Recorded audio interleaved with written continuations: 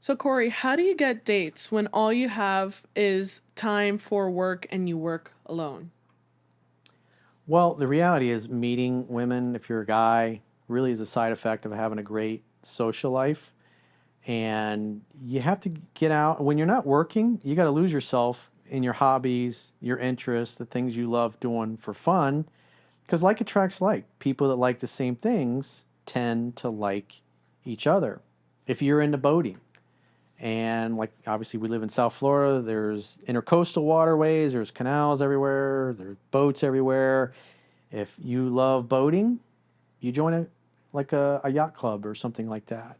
And then you end up hanging out and meeting other people that also love boating. You meet guys that you become friends with, then you start hanging out with those guys. They invite you over for the weekend, and his wife introduces you to their hot neighbor or her hot single coworker or one of her sisters or one of his sisters.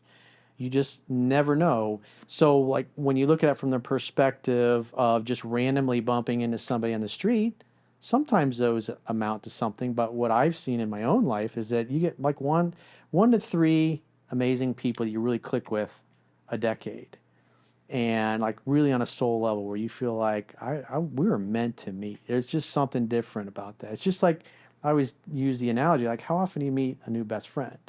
It's something that like hardly ever happens. And like I was starting to say earlier, and I kind of lost my train of thought in the last video we were filming, is that you have to have enough decades in the planet to kind of see this over and over.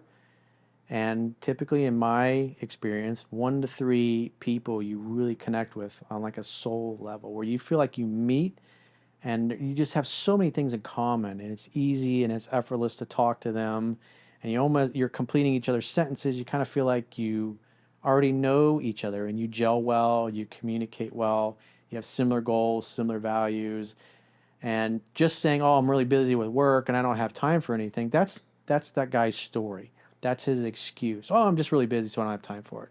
But how do you meet women? I was like, you gotta have a social life, because you want to create a life that you love and that you're proud of. Because if you're not proud of your life and what you like to do for fun and what you do for a living, how you expect a girl to be proud to be with you?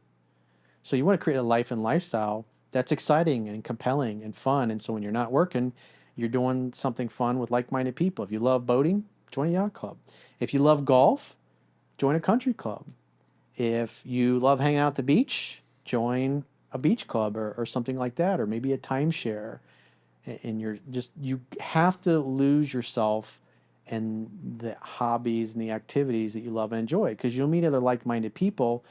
It's the same thing if you love art, hanging out at art galleries or openings or going to Art Basel in Miami or whatever it happens to be. It'll be easier to talk to people that enjoy the same things that you do. If you love sports, just like if you're a hockey fan like you are, just going to the hockey game. You sit next, there's always cute girls at a hockey game, and especially if you got season tickets, you see the same girls over and over, and it's easy to strike up a conversation because you're both there typically supporting the same team. You see each other over and over. You get to know each other. You hang out. You're shooting the shit at a game, and next thing you know, you're at their kid's birthday party, or they're having a Super Bowl party, or a hockey playoffs party, or Yeah. whatever. And you never know who you're going to meet there.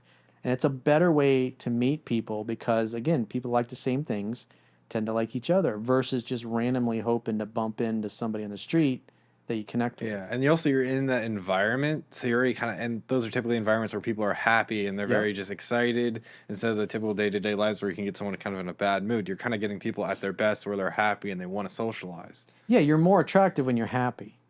And if you want to smile more and be more attractive, go do fun things that you love and enjoy.